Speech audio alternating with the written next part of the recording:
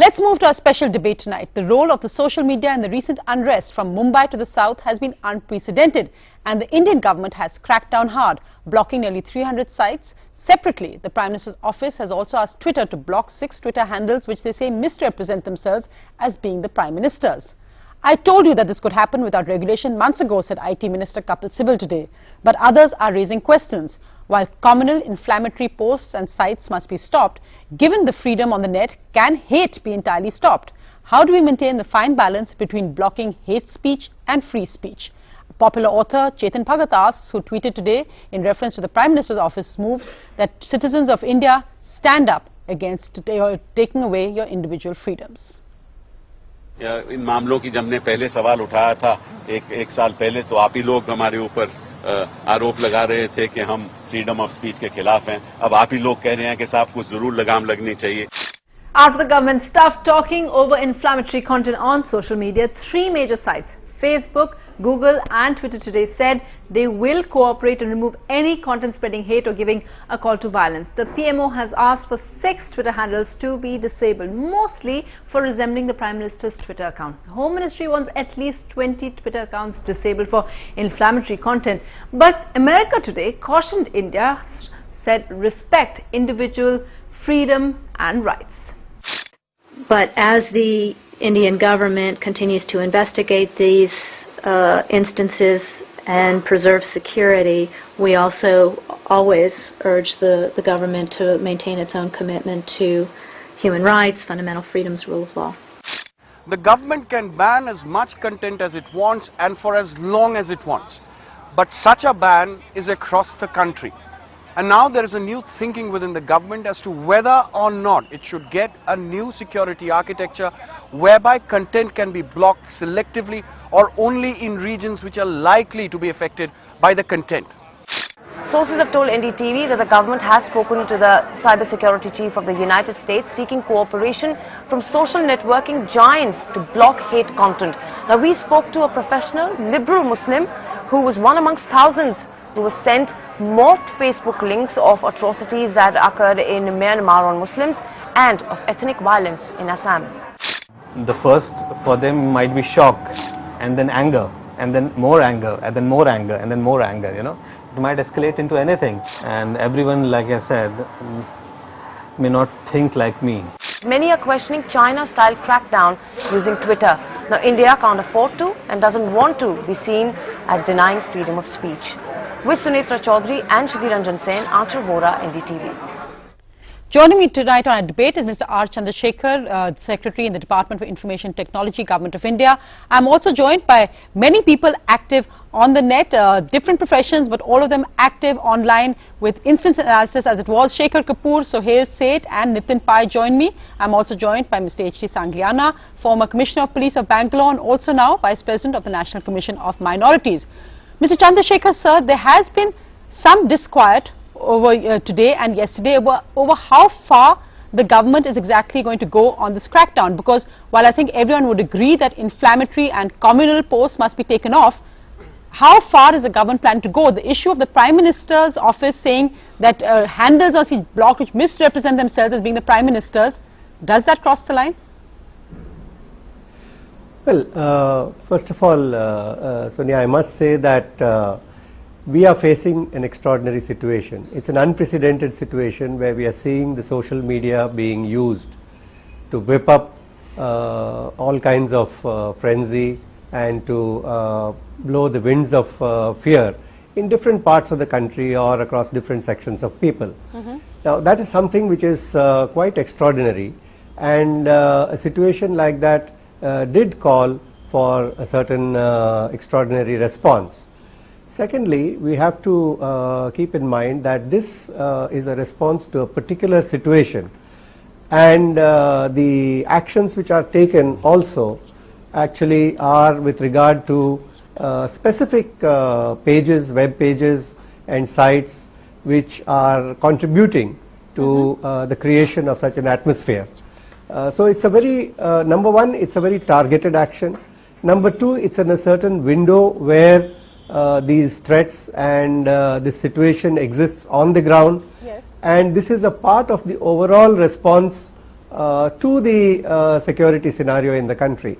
So in a situation where the government is duty bound and has the highest responsibility to protect the security of its own citizens, then for a certain period such measures, I think, are something which we will have to accept that these are necessary. So just as in situations of violence, movement of people is curbed, that doesn't mean that the government is curbing movement of people in general.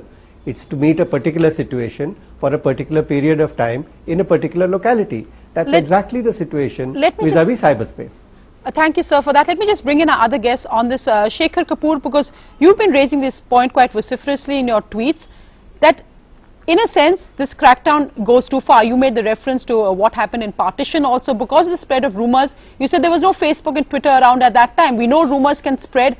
Why blame social media for it? Your response to what the IT Secretary just said, that an emergency situation does require emergency measures. Let's just take this in context. With the amount of IT networks and the information technology people we have in India, which is very advanced technologically in the IT sector, it's very easy to target these sites. It's even the United States. If they see a site that actually is an Al-Qaeda site telling people how to make bombs, they'll take it off. So nobody in their right minds that are on Twitter at this moment is saying that if there are sites that are actually provoking violence, then they could be stopped. But the point is they're very easy to stop. You don't need to take down Twitter. You don't need to blame social media, because there's been enough caste, religion, region divisions to prove that social media has not been responsible for all of that. And I think all of us on social media are responding to that. I'd like to take up one point on the Prime Minister. You know, making aliases of the Prime Minister on Twitter is a very simple thing. Twitter gives you the facility to get an account which says this is a verified account. If you go and find a verified account, President Obama has 18 million followers on his verified account, and all of us on Twitter understand that if it's not a verified account, it doesn't belong to the Prime Minister. These things are very simple to do. And nobody in this world says that there is absolute freedom of expression. So to take down accounts is very simple.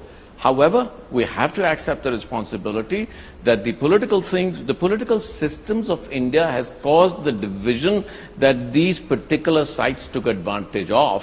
What I'm scared of is suddenly say, well, you see, social media caused that, and therefore social media should stop, because we transport 30 million people on the Indian railways and it has one accident. Doesn't mean that we stop the Indian railways.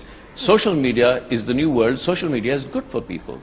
I think I'd like them to come up and say, sorry, I just like to say social media is the future of education. Social media is the future of communication. Social media is the future of innovation.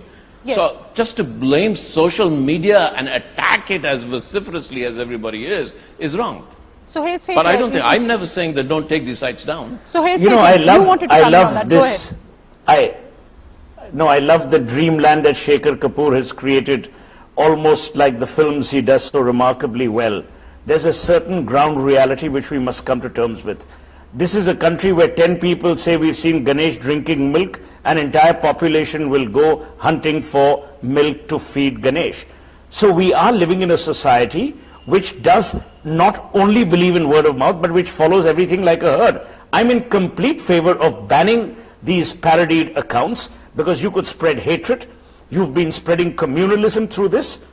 I mean, no one's made the case, not Mr. Chandrasekhar nor the Prime Minister's office, saying ban Twitter.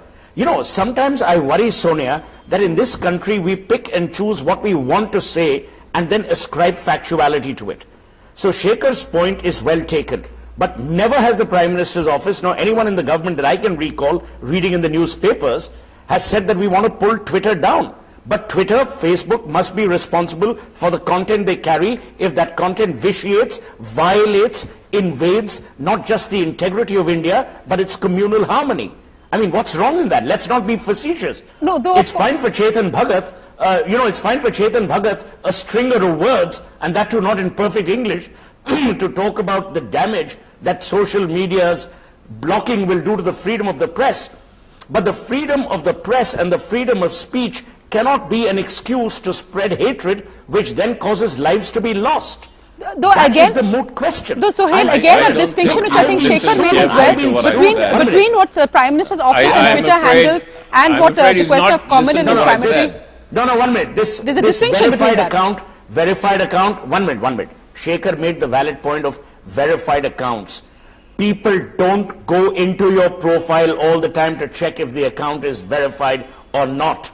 There is an alacrity with which hate mongers take to Twitter and then spread that hatred even further with the alacrity that it doesn't deserve. That's the reality. So let's not be technical. The reality, Sonia, is very simple. Today we are living in precarious times. While social media gives us the freedom to express, it also gives us the freedom to divide. Do we want a divided country, or do we want a country which actually harmonizes? A, B. Shekhar is right. There's excessive and immediate targeting that can happen of websites, and I think that's what the government is doing. To my mind, the fact that Shinde spoke to his counterpart in Pakistan is a right step, because hatred in the cyber world is borderless. It doesn't have geography. No, exactly. I mean, and at for the God's point, sake, I'm the person.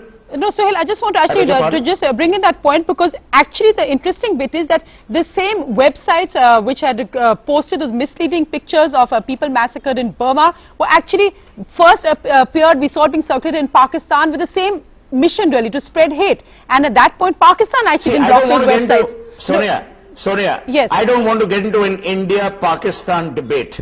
Exactly. The debate is very simple, as you rightly outlined. The debate is, should social media be curbed? The answer is no.